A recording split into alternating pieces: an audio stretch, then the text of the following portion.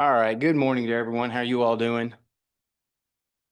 Good. Sounds like no everybody's not awake yet. That's okay. Give me 2 seconds here. Got to see if this will go back. It's not showing my notes here.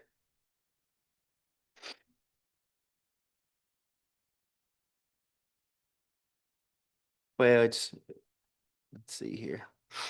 That's all right. I'll try to do it this way and I'll make it a little bigger as I've got some notes here that for you all. It's just not pulling the two different screens up here. So like it usually does. But Steve said, my name is Brad Franklin. I'm with the Kentucky Office of Highway Safety, and we're out of the Kentucky Transportation Cabinet. Our office basically anything that has to do with road safety in our state, whether it be on local roads, state roads, and rural roads, urban roads, we kind of have our hands involved in a little bit.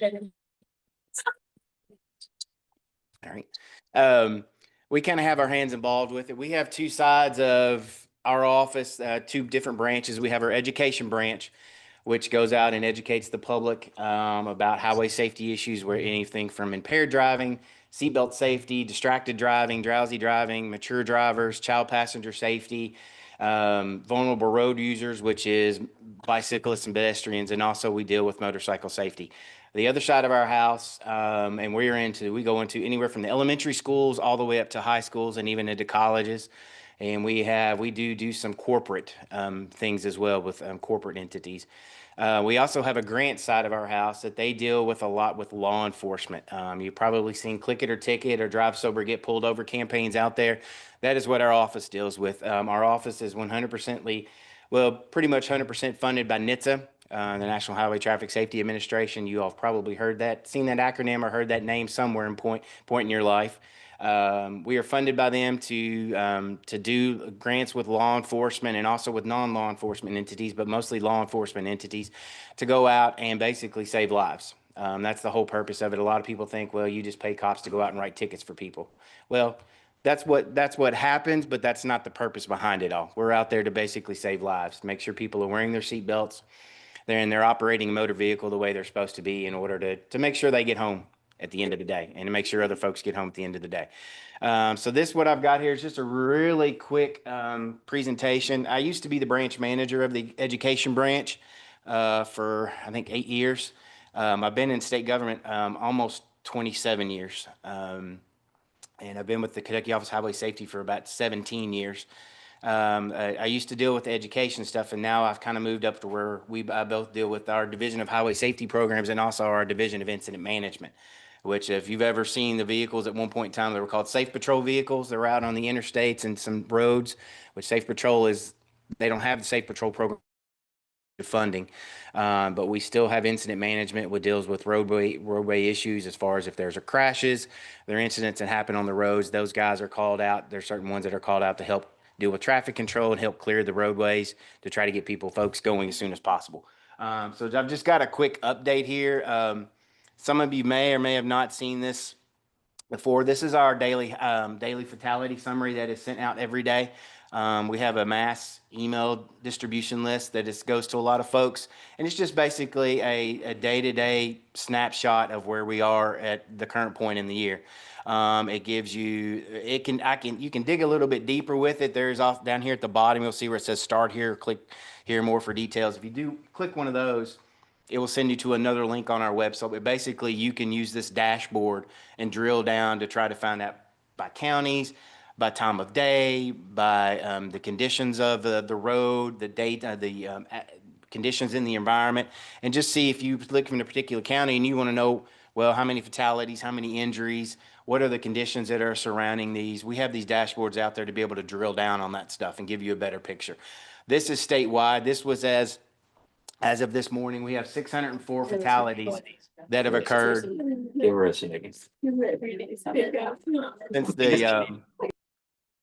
since the beginning of the year to today's date. That is down by, I think I got my note down here. That is down by 53 compared to this time last year. So it's an improvement.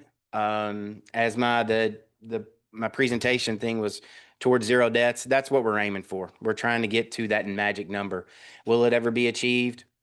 We don't know. We hope so. It's going to take a big thing on a big part of us and also the public in general to make it a priority to try to do this. Hopefully we're trending in the right direction. Obviously, with the seatbelt laws, with the distracted driving laws that we have, hopefully we're going towards that different direction. But I do know the one thing that we have noticed, and I've really noticed this after my years of being in highway safety. I've seen a lot of things. I've heard a lot of stories, seen a lot of pictures and a lot of videos and talked to a lot of people. The thing that surprises me is that the younger generation, the young drivers, they get it. And it kind of surprised me. There's some that have that reckless abandonment. They think that they're bulletproof and 10 feet tall. That's just with the age. That my son was that way. He's 20 now. He's kind of still that way a little bit, but he's been around me, and I've showed him different things. And even my daughter, who she's a 15-year-old, but she is with the new law with the House Bill 15, that law, she's now driving at 15, and she's learned a lot from me and seen a lot of things with me. But the younger drivers, and I've talked to them, and they understand. They know what the risks are. They pretty much know what you're supposed to do when you're in the vehicle, and the majority of them, I would say, they drive the correct way. A lot of them, they'll rat on their parents. Hey, mom and dad don't wear their seatbelts. They use their phones.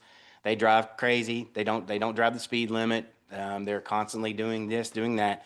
But I think there's hope for us, because I think that generation kind of gets it. And there are statistics that are showing that they're waiting a little bit longer to get their license. Some of them are. They don't driving like what it was when I turned 16 is, to some, is not a big priority like it was. They've got other things in their lives that are bigger priorities for them. So hopefully, that's gonna help us down the road. Like I said, this gives us basically just a snapshot. By this, as of today, our unbelted fatalities, they're up by 49%, which is a little bit more than half of our totals.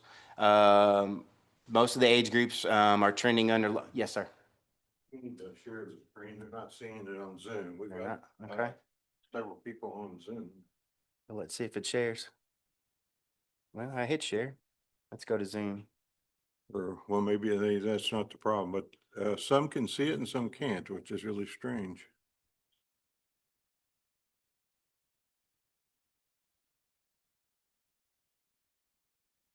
It's right here. Technical difficulties as usual with technology.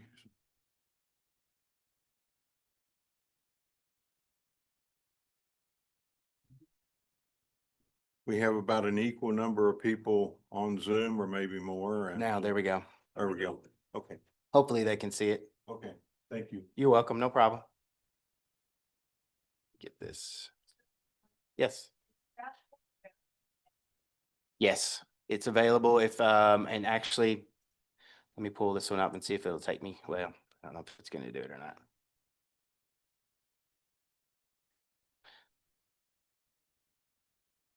It's going to be hard if that thing's in the way right there. But yeah, let's see if I can get this moved out of the way. That little box does not, there we go. That right there, if you go onto our highwaysafety.ky.gov homepage, over on the right-hand side, there's several tabs. There's one that says Daily Fatality Summary. If you click on that, it actually takes you to this right here, what you're seeing. And then down at the bottom, you can go and it'll actually show you down at the bottom. It should be, I think there should be either for more details or advanced or something like that. If you click on that down there, it'll bring this up, and you can go in, like I said, you can look at year end, you can look alcohol involvement, you can look at commercial motor vehicle involvement, collision times, motorcycle. There's different, you can go up and switch between fatalities and serious injuries. You can do it by, like, if we wanted, let's say I wanted to look for strictly for Anderson County, there it will pull me in. Let me go to the overview. It'll pull up strictly for Anderson County. It'll pull it by county. So yeah, you can go in, you can drill down pretty far. We're fortunate in our office that we have a gentleman by the name of Ed Harding, who is our traffic data guy.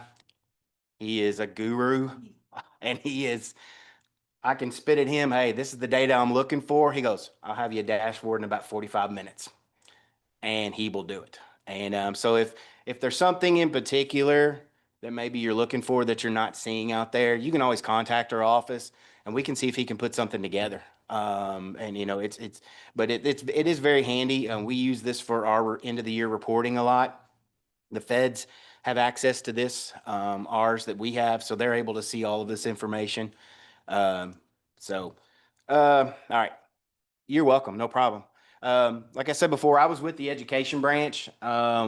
We did a lot of educational programs, and like I said, anywhere from impaired driving, seatbelt safety, and distracted driving are our big three. That's the ones we deal with a lot because that's the big three. But like I said, there are a lot of others. We're in a lot of communities, school events. We are currently in the process of getting ready to update some of our educational equipment that we have. I didn't have a picture in my thing here, but we've got a rollover simulator. It's basically a half-ton Dodge pickup truck that is mounted to a trailer, and we have dummies inside of it, and we use it to show people what can happen in a rollover crash if you're not belted.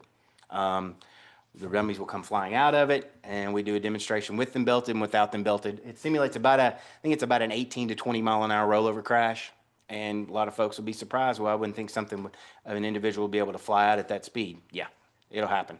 It all has to do with the force and everything of the type of crash. But we're also looking at buying something that's called a seatbelt simulator. The convencers, yes, that's it right there. We're looking at it's called a seatbelt convencer, and basically it is a chair and actually it's a seat out of a vehicle, and it has a cage around it. You're belted in, you're pulled back up on this trailer, and a lever's dropped. You go forward at about 8 miles an hour, and it stops, and it's with your seatbelt on, and it's to show you how. And it's really what this is going to be for. It's for a lot of folks, obviously, don't wear their seatbelt. It's for the younger generation to get them to experience what does it feel like if something happens and you're involved in a crash. What is the purpose of that seatbelt? This is what it's going to do for you. And it gives them that feeling and that sensation of what can happen. So it's a new thing we're looking at. They've been around for quite a while. There's a lot of states around us that have them, but it's kind of something new that we're kind of go with. We're also looking at upgrading some of our. We have a program with our impaired driving. We also use it with distracted driving, where we set up a road course in the parking lot, and right now we have pedal carts that we use because we can do with the younger folks with those. But we're looking at upgrading and maybe doing some go karts. We used to have some golf carts, but we had an incident with our golf carts with some adults, and they got crashed at an event. Out of all of the events that I've done, and I've had 16 and 17-year-olds in them, and like, oh, this is cool. This is a golf cart. It was adults were the ones that ended up crashing them, and we had actually had a head-on collision at an event with them, and they were not being smart, and things happen. So it cost us, but we're looking at upgrading those. We're also contracted with various organizations to help us on our educational front. We're kind of down a little bit on the education side as the number of individuals we have, because we go all 120 counties if we can to do different programs for folks. So we were granted with a lot. Carol, who's here, we're granted with SAD. We also have Arrive Alive, and KSP helps us out quite a bit with a lot of our programs. They have their own rollover simulator. They actually have a new one that they just got this year. So they help us out quite a bit, and they actually have some. We used to have a driving simulator that was in a big 40-foot trailer, but it crashed on us, and the computer went down, and it was going to cost us an exorbitant amount of money to replace it. So, but KSP has 4 portable simulators that they can take to different locations and take them into the schools, take them into wherever it may be, set them up, and they do some driving stuff with that. So they help us out quite a bit. If anybody ever heard of Ford Driving Skills for Life or seen that program, Carol knows what I'm talking about. It's a national program. It's funded by GHSA. And also Ford, they have I think it's philanthropy, if I'm saying this right. They're part of Ford that deals with a lot of community stuff. Well, they have this. It's a free program. It's a 2-day program that they come in and they teach new drivers basically they have professional drivers that work with them. They come in and they teach them driving basics. What does it feel like if your vehicle was to hydroplane? What does it feel like when you have to use the ABS? What happens if you have to do emergency braking and turn? Different things like that. And they also talk about bicycle safety and pedestrian safety as well. But they used to come to us about every other year. Well, about 3 years ago, they came to us, and every one of our sessions has always been full, and we've had a waiting list. So they decided Kentucky was going to be a permanent stop for them every single year. So they come back to us every year now, and they do this in Louisville because as far as location wise, they have to have a fairly large area to do this in because of the amount of vehicle, what the vehicles that they use and it's set up. So they do this in Louisville. It's in the summertime. Yes, sir. I just wanted to mention that you all support us also on checkpoints. And that's a parent-teen driver agreement. We provide all the materials free. Contact me. We're happy to provide the train the trainer. And it is also supported through Kentucky Office of Highway Safety. Yes. So I just wanted to mention that.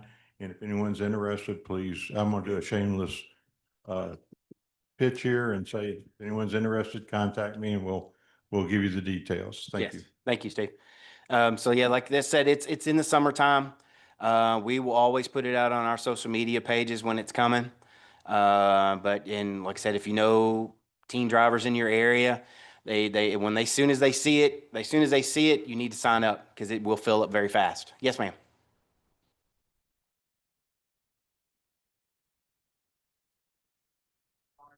Yes. We we have Louisville police that helps us with outreach as well, but also any of the our partners that we have in those areas, we will send it out to them. Carol helps us with outreach and anybody that we can give the information to that can get it out for us out there. We do. They do a lot with also I'm trying to think of there's been a really big push by Ford to make sure that we are reaching the areas that are underserved and underprivileged at times. There's a really big push to try to reach those areas with, especially like I know they've reached out to Boys and Girls Clubs, Big Brothers Big Sisters organizations, those type of organizations that have teens in those. So you know if you want us to be, if you're willing to step up and we can get information to, or you know somebody we can get information to that we can spread it, we will certainly do that. We have no problem with that.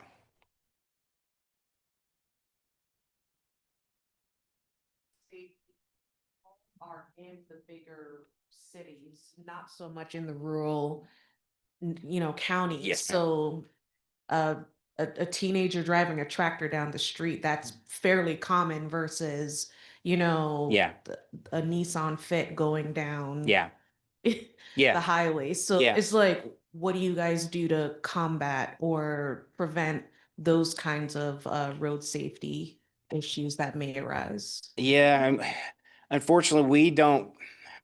As far as on the agriculture aspect, that where that does, I know there's a lot too that they will drive farm vehicles. That's a little bit different when you get into farm vehicles and being on the road, and especially on the farms themselves. We don't get in. We're if it's not an actual motor vehicle, like we don't get into that as much as with the agriculture stuff. Ag used to have Department of Ag used to have a program that did that, and I don't know if they do anymore. But we try to touch on it as much as we can, just because we don't. That's not our area of expertise. But we do encourage. We do when we talk to the teenagers or we share items. We do know that there are a lot that are in the rural areas that, even with ATVs, that's another aspect of it, and UTVs. We just basically try to educate them and say, you know what the rules of the road are, whether you're in a pickup truck or whether you're on an ATV or whatever it may be. When you're on the road, you still have to obey the rules of the road. And so we that and I know at the Ford event they don't really get into that at all because it's motor vehicle related for them, but that is an area, yes, that we especially we know in Eastern Kentucky, and even parts of far Western Kentucky, we know that there's a lot there. Yes, sir.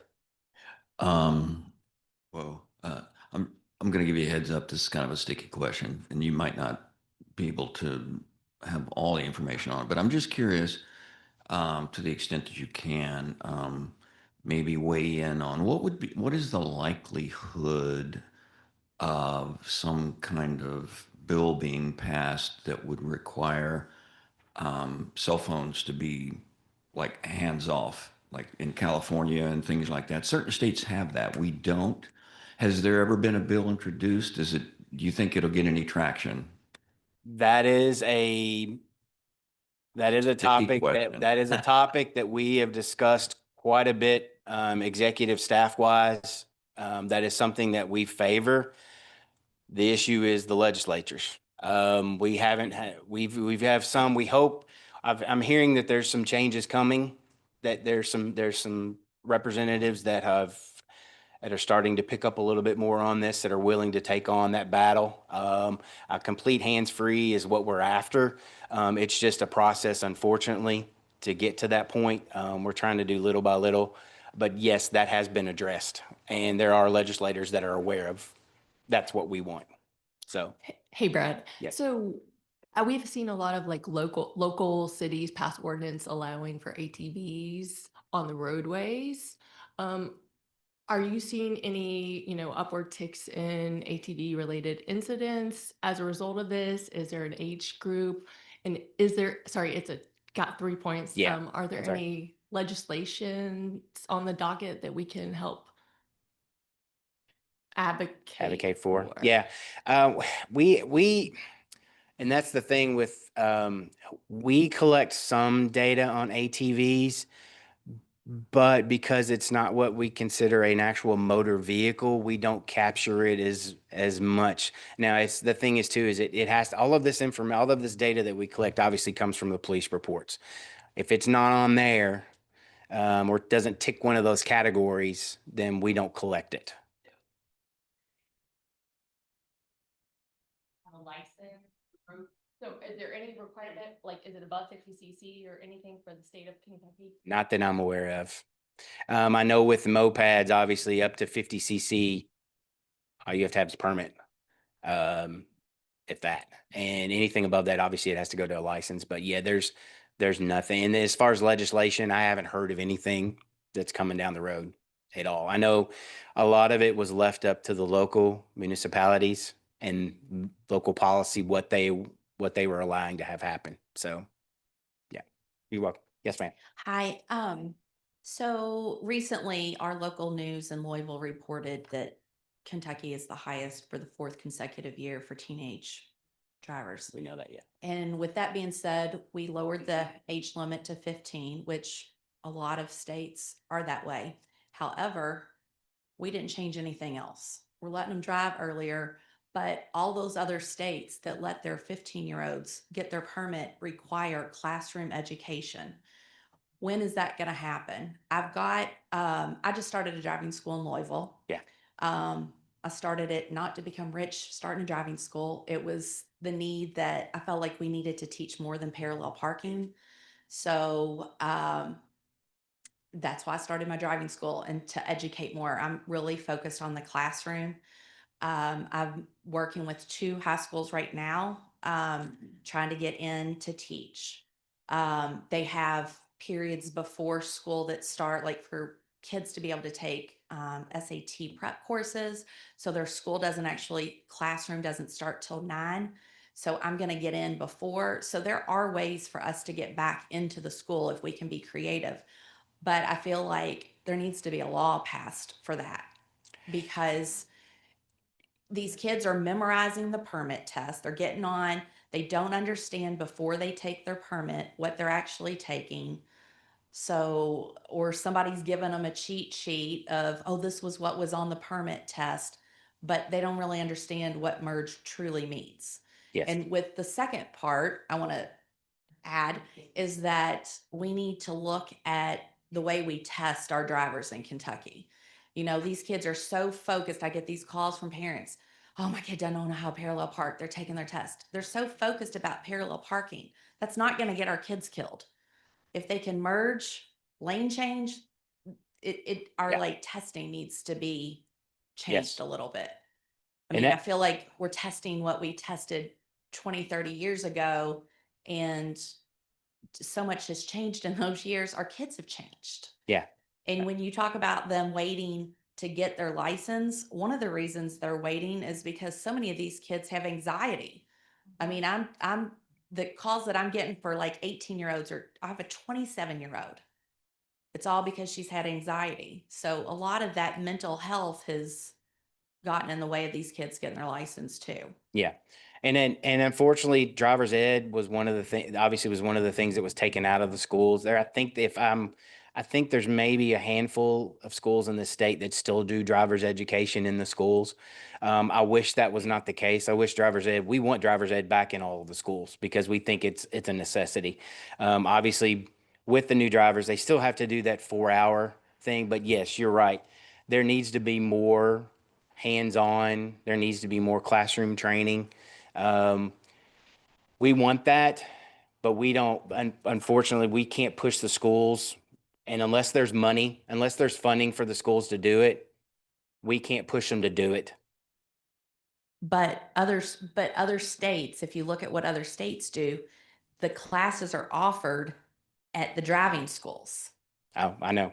So not necessarily at the schools. Yeah. I'm going into the schools because I have found a way to be able to get these kids, you know, they've got all these practices. They're so involved these days. It's like, how can they squeeze something in the afternoon and make it a priority? Yes. So I'm trying to finagle a way to get into the classroom.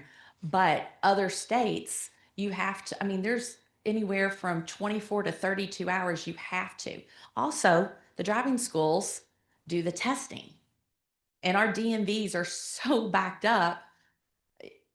You know, we're certified. The Kentucky State Police certifies us. And, you know, I think we need to start looking at other states that don't have high teenage deaths. You know, what are they doing right that we're not doing right? Yeah. I just feel like we are so far behind in the And way that we teach kids how to drive. And I agree. And unfortunately with us, the roadblocks that we've seen, it's come at the legislation level. There's certain things we want, things that we're pushing for, but a lot of times we're hitting roadblocks when we come to the legislation part. And it's going to take that legislation changes to make those things happen.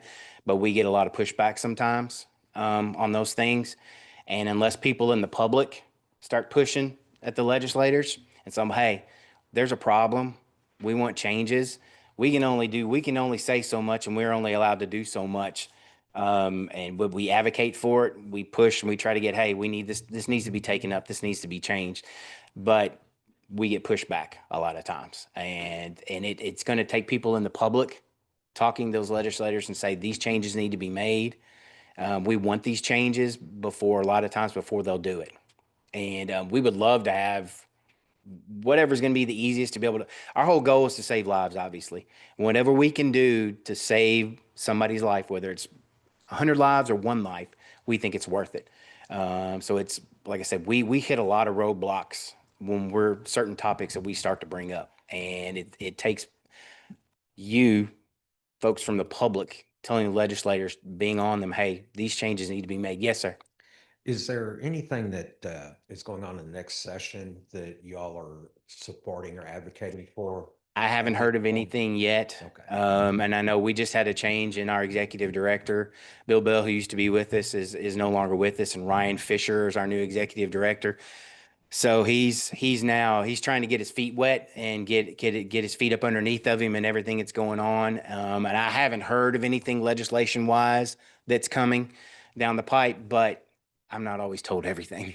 So yes, So ma'am. this is a perfect time for me to mention that we've not done a great job in the past of our Mobility Safety Committee. So this is a great time to reignite it. We can meet together as a committee and come up with some ideas that can help support this and have report outs at future meetings. So we can let Brad move on his presentation. Oh, you're good. You're good. Yeah. And I'll be around Okay. till lunch or so if you got any other things. But yeah, I understand where you're coming from. There does need to be changes in order to drive. Our goal is to get the numbers down, is what we want. Yes, sir. Yeah, I agree with Brad. The Ford, both my grandkids have taken it and I think it's wonderful. My name is Dick Bartlett. I'm the trauma program director here in the state, and I will tell you that we've tried twice to do a super speeder bill in this state. A super speeder modeled roughly after Georgia, 20, 25 miles an hour over the speed limit. So you're talking, somebody who does 70 and they get nailed for doing it 90 or 95 miles an hour, they would be subject to this kind of thing. We've had a lot of opposition, just as you mentioned, by some of the legislators. And, oh, my good old boy is ticketed.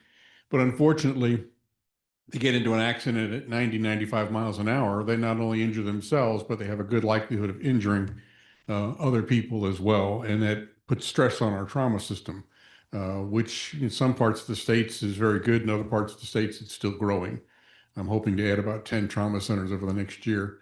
But my understanding is my lead sponsor on this, Mr. Meredith from the Litchfield area, is going to try it again. So you may watch for that, and it'll be in the same committee. I'm sure that some of your other interests are in too. So watch for that. I think it's coming again. He's going to try a third time to do that. And any monies we would get from the trauma system would be used for trauma education, preventive stuff. We would help supplement some of what they're doing over there. So keep an eye out. That's the only thing I know of at this point that may be coming up in the next session related to this. Thank you. Just a few more here, and I'll try to get through real quick because I know we've got some others. We now have a Kentucky law enforcement phlebotomy program in the state. What this allows is now law enforcement officers are being trained. There's a specialized training they're having to take and certifications they're having to take in order to be able to draw blood for basically at checkpoints, or if they pull an individual over that they feel is under the influence of something. If they're a trained phlebotomist, they have their certifications, they're allowed to draw blood on scene now, instead of having to wait and transport them to a hospital. This has just started within the last about year. So it's fairly a newer program. There are a lot of law enforcement agencies that are starting to have officers that are trained in this. I know that some of the checkpoints that we do for Click It or Ticket and Drive Sober, we have the ability to have an officer or a phlebotomist there if they need be to draw blood.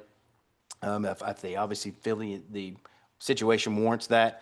As you can see, it's the chemical testing is done in a timely and efficient manner. It helps reduce costs and limits need for civilian technicians if they have an officer there already on scene.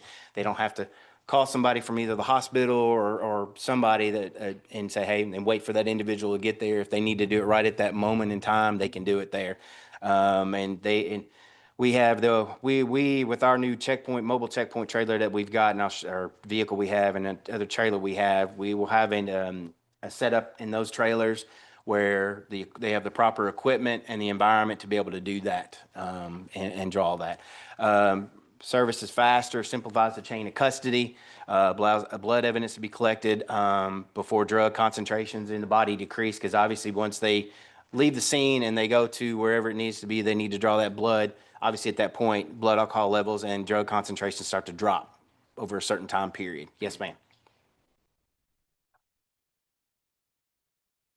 Yes. If it's an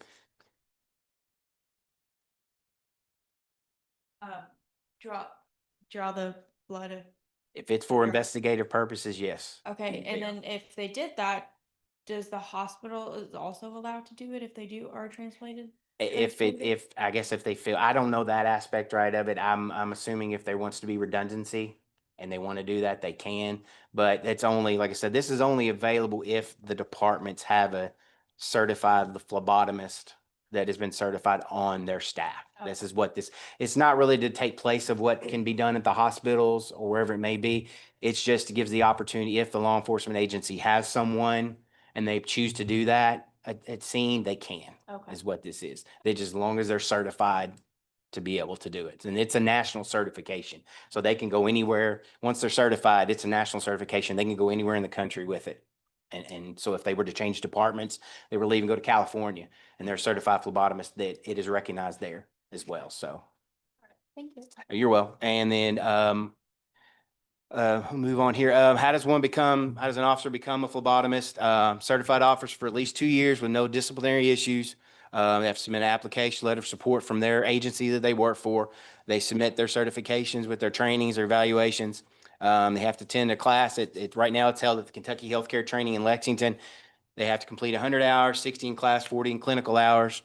Must pass the national certification test. There's an 8-hour recertification annually that they must take. And there's generally about 8 students that they kind of keep it to a small class per class. And then they also receive training on bloodborne pathogens, CPR, and first aid, which obviously needs to fall within all of that. Our local heroes program that we do out of our office. Some of you may have seen some commercials on TV or maybe on social media or have heard it on the radio about the local heroes. It's basically a multimedia initiative to show law enforcement offices that are in the communities that they live in and what they're doing to try to save lives, whether it's from click it or ticket or whether it's from drive sober, get pulled over. We're trying to hit all 120 counties and have a video that is out for all 120 counties, because it's one thing if we make a video from our office with some of our folks. Not everybody knows who we are, but if you make it with local law enforcement, local officials, and you put it in, we put it out on the radio, on the TV, social media in those communities, they know who those officers are. A lot of them know a face. So the goal is just to show the motoring public that officers care about their community and the safety of its citizens. There's a couple criteria that in order to be able to be selected: lowest seatbelt usage rate or higher than average number of unrestrained collisions, injuries, or fatalities, overrepresentation of unrestrained collisions, injuries, or fatalities compared to the population, and the number of unrestrained driver at fault collisions by county of residence. This is this map too is out on our website. It basically shows all of the counties that we have currently completed videos in, and there's also a list. If you pull it up by a particular county, you can see the video that's out there on YouTube. These are the social media ones, but a lot of times, certain times of the year, they will show these out on the public. I've got a quick one here. If you've never seen one before, let's see, make sure this is going to play. This is what it kind of consists of, and this is, let's see, this is one for TV. When County, responding to crashes involving death or injuries is the toughest part of our job. When you're driving on Franklin County roads, there's so much out of your control. What you do have control over is wearing a seatbelt. Less than 2 seconds. That's all the time it takes to buckle up. Those 2 seconds will give you the best chance of surviving the crash, especially at night when the risk of death triples. Why don't we enforce seatbelt laws? It's not about writing tickets. It's about saving lives. Franklin County, please always buckle up. When working. So like I said, that's one that's here for Franklin County. That's a 30-second one that we have. We have a 15-second, and also there's one that for the social media that they put out. They're pretty good. We've been doing this, I think, for 4 years now. They received a national recognition for the program. So we think it's done pretty well. They just started about last month, beginning of last month, they started filming for the 2026 videos that are going to come out, and those are completed. They won't come out till obviously next year, but that's not very far around the corner. Our Kentucky Safe Teen Driving Challenge. We've done one of these already. We did one for this year. We're going to do another one in 2026. And basically, we are partnered with, our contracted with Cambridge Motor Tech Telematics to help to administer the program, provide the app. And basically, it's an app where 15 to 19-year-olds can go on there and register if they have a valid permit or driver's license. And basically, it kind of monitors their driving habits and what they're doing. They've got to drive at least 100 miles and a minimum of 30 trips. And then whoever at the end of this, it's about a 6-week cycle. It's 10 weeks. Whoever at the end of that, of the teen drivers has, and we try to tell them when they do this, we don't want you to do this to try to win a prize. We don't want you to do this to try to see who can have the best statistics. We're doing this because we want you to do this because you care about yourself and you care about your peers that are around you, and we want you to exhibit good driving behaviors. And maybe that will show to your peers that are around you and those that are in the vehicle with you that you're a safe driver, and it will hopefully rub off on them and get to change. We want that cultural change with the driving of that. But cash prizes are awarded. It's up to about $5,000. That's divided up. This year, we've added a school competition. So it was an individual. Now it's a school competition. So whoever the number of students at in particular schools, we'll look and see if you have 15 from this school, 20 from this school, okay, well, these 15 did better than these 20 from this school. Their averages were a lot better. Then the school is awarded money, and they can use for whatever purpose they need to. But like I said, it's set to begin in 2026. And there will be things out on social media, our website, our social media accounts, things like that. KSP usually shares that with us, and we also send that out to some of the local SAD will share it for us. Some of the local contacts that we have that can get it out into the community just to get as many teens involved as possible.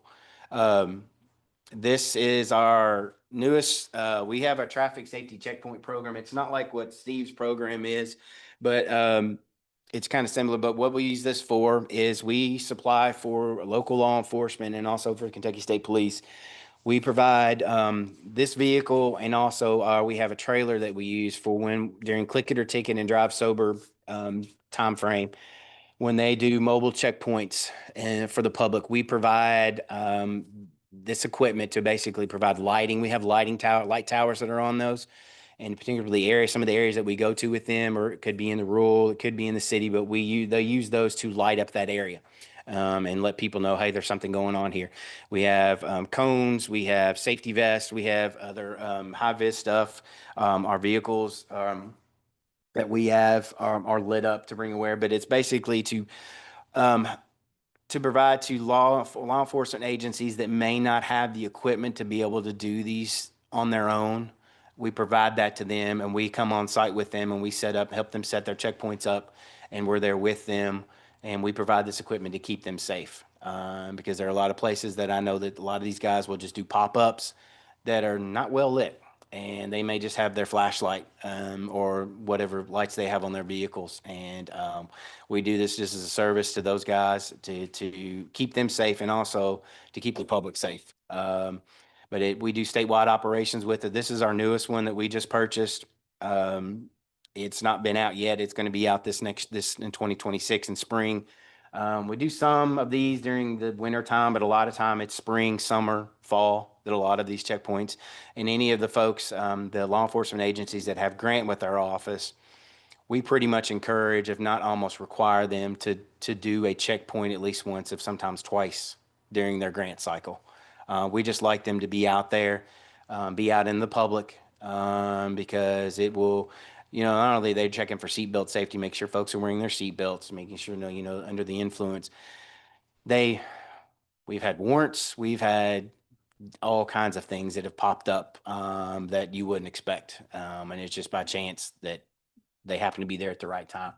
But this is just a tool that our office provides to law enforcement agencies and the state police to just protect them and help them. This is our strategic highway safety plan for 2025 to 2029. This is available to anybody. It's out on our website, and it has our strategic plan and the cabinet strategic plan for this 4-year cycle of what we're looking to do. It has our emphasis areas in it that we have. We have for the impaired driving, distracted, all those that I mentioned earlier. We have emphasis areas, and we have committees for those that are looking at what are the problems and what can we do, what are the solutions that we can come up with to try to work towards 0 deaths. So like I said, this is a public document. It is out on our main page of our website and the highwaysafety.kby.gov website. Anybody can pull that up and look at it and peruse it. Whoops, go back. Why did you do that? Like I said, there's our social media pages that are right there. That is my contact information. And I can help guide in any direction, try to see what I can do for you, get you up with folks in our group. If there's a program, education program that you're looking to schedule, I can get it to those folks and have them with you. We do, if you've ever heard of the Ghost Out program or Mock Crash or different things like that, we do those out of our office. So anything that we can do to try to help people in the community, we will certainly do. So I'm good. Thank you, Brad. All right. We have any questions? Need to be kind of brief, so we're a little behind schedule, but if you have any questions, please raise your hand. Okay. supplements with phlebotomy for officers. And hit the button.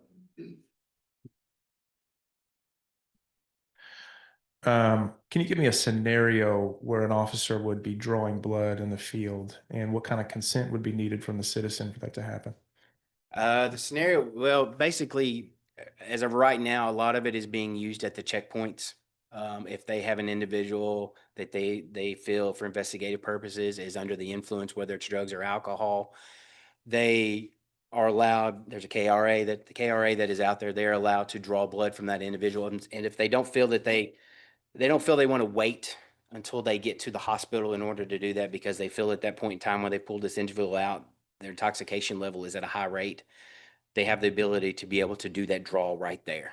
And somebody can always deny, I don't want to have that done, but then what that's going to do is that's going to take them being in you get an issue, and it's going to push it further. Then they're going to have to go to the hospital and go through that whole route is what it is. So yeah, this just gives local law enforcement agencies that may not have either the funds or the within their county, they may not have a phlebotomist within their county. This gives them another tool just to be able to have if they're having an issue with intoxication, whether it be drugs or alcohol, and if they have the ability to have an officer trained, this just gives them another tool to be able to combat that, is what that does. So you're welcome. Thank you, Brad.